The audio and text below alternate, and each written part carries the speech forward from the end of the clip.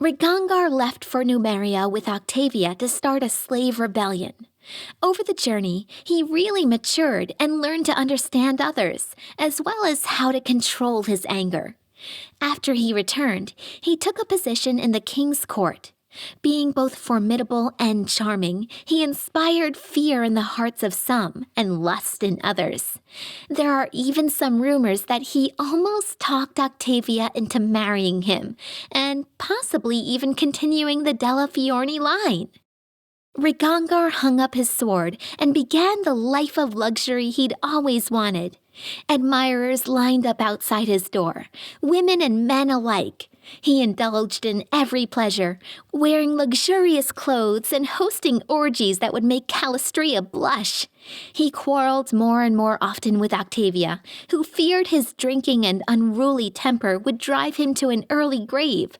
After these fights, he'd drown his resentment in wine. These days, he's hardly ever sober, and his trembling hands can barely even hold a sword. Rigongar was by the king's side day and night, his right hand, closest friend, and most trusted companion.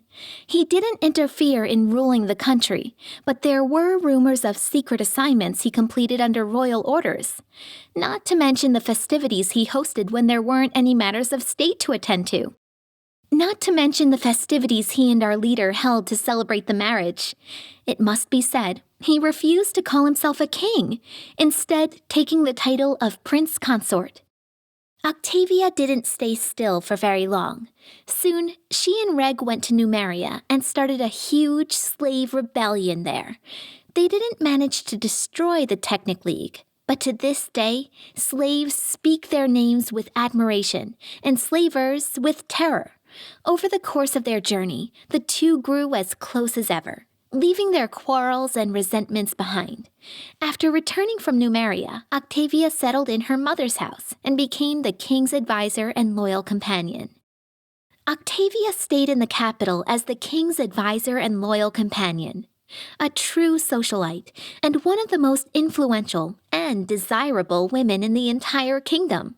The balls put on by Octavia were frequented by nobility from every neighboring country, and she enjoys bragging to barons and counts alike that she achieved her status all on her own, a common half-breed from no family to speak of. Only Rigongar spoils her happiness. They fight constantly, and she fears that his drinking or some other stupid trick of his will drive him to an early grave. The king had to make a lot of difficult decisions, but Octavia was always there to make his life easier. Closer than any other advisor and more loyal than any other ally, she prompted an elegant exit out of difficult situations a good many times.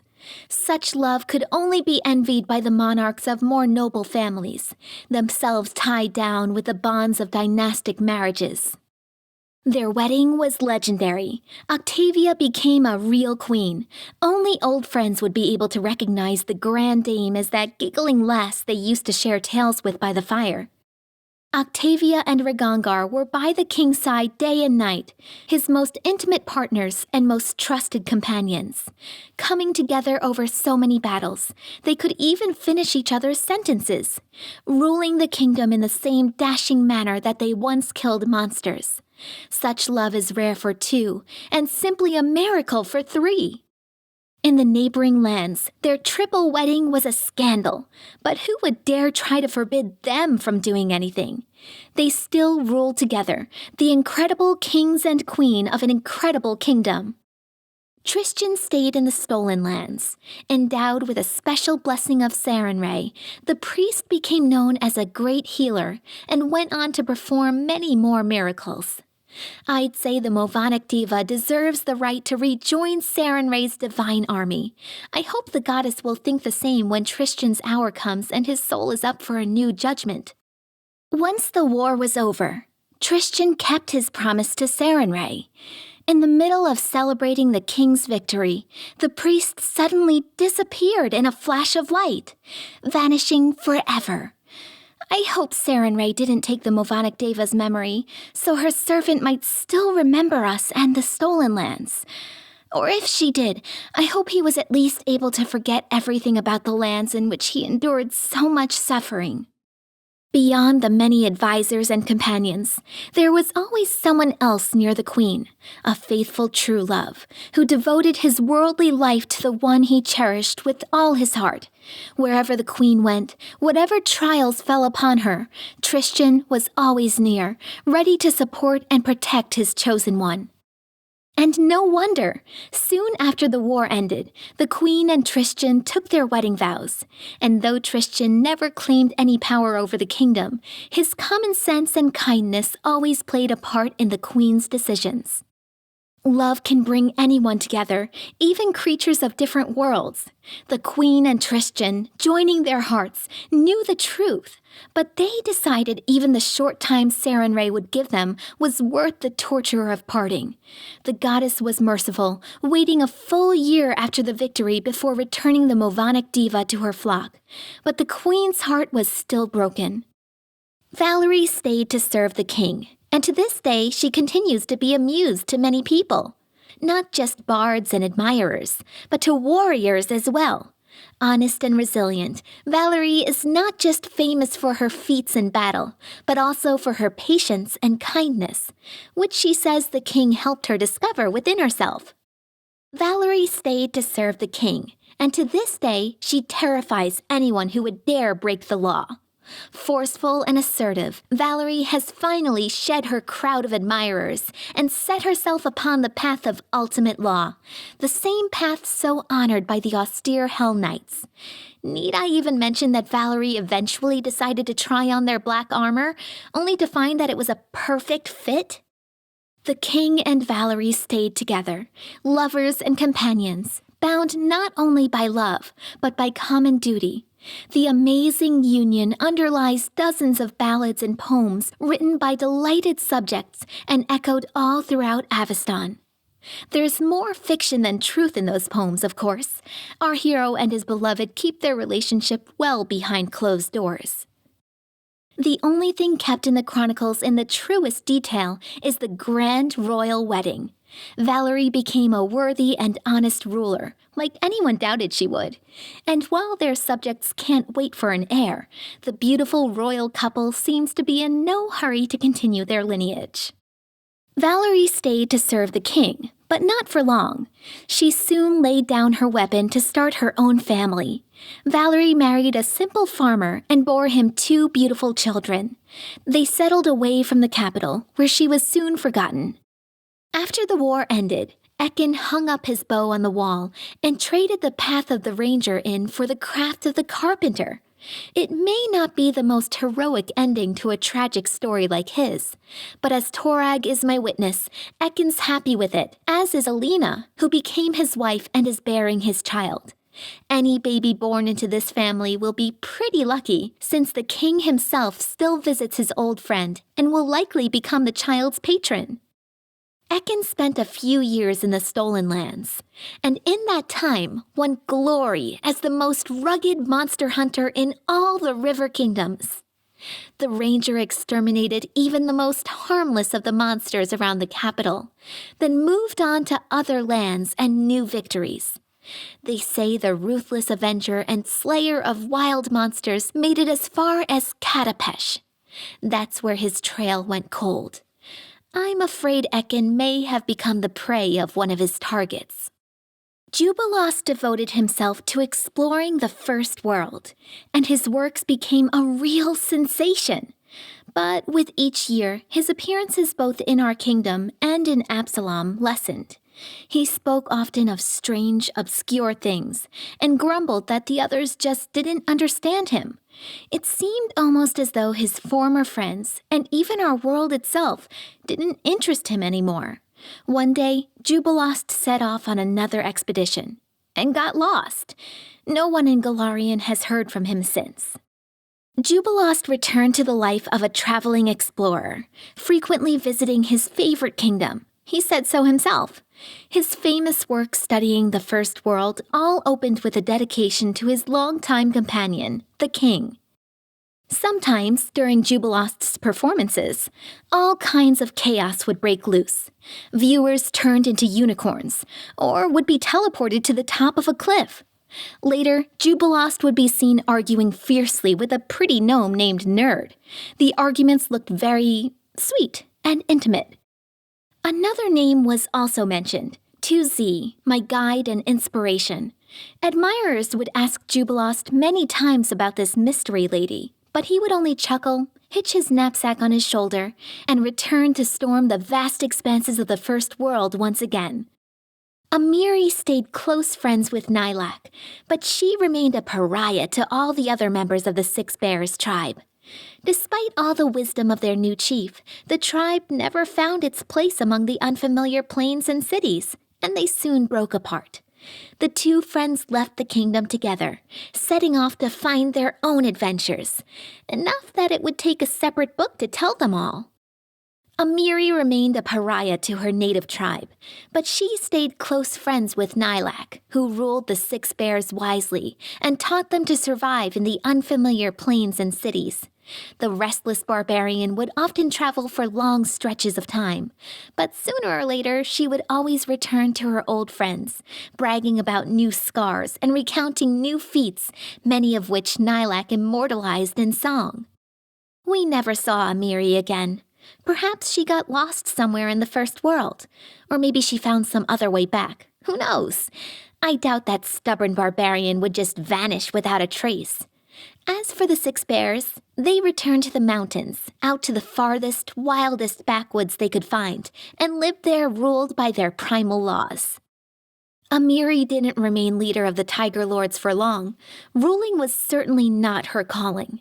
The years she spent with them were enough for them to regain their forces, though, and they recovered to be one of the best mercenary armies in the region again. They revere her as a great hero, even more than they once worshipped Armagh, and they respect our king, of course. He was a comrade in arms of the great Amiri, after all. Their tribe came to be loyal allies. Harem became famous, respected by dwarves throughout our kingdom as well as our neighbors, even as far as the Five Kings Mountains. He's often been asked to help out or teach others, and he's never denied anyone, despite his grumbling.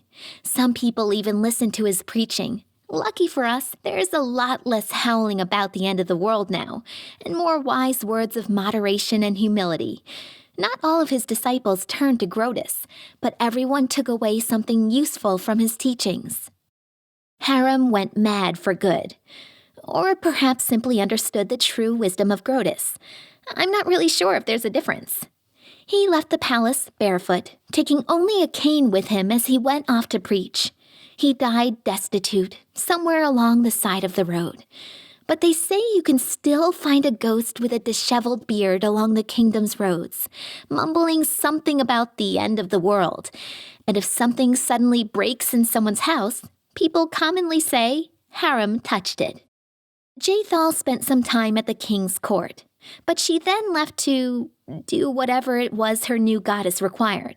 She must have become a great inquisitor for Pharasma, as no one would know the ways of the undead and Urgathoa's cultists as well as a former undead cultist would.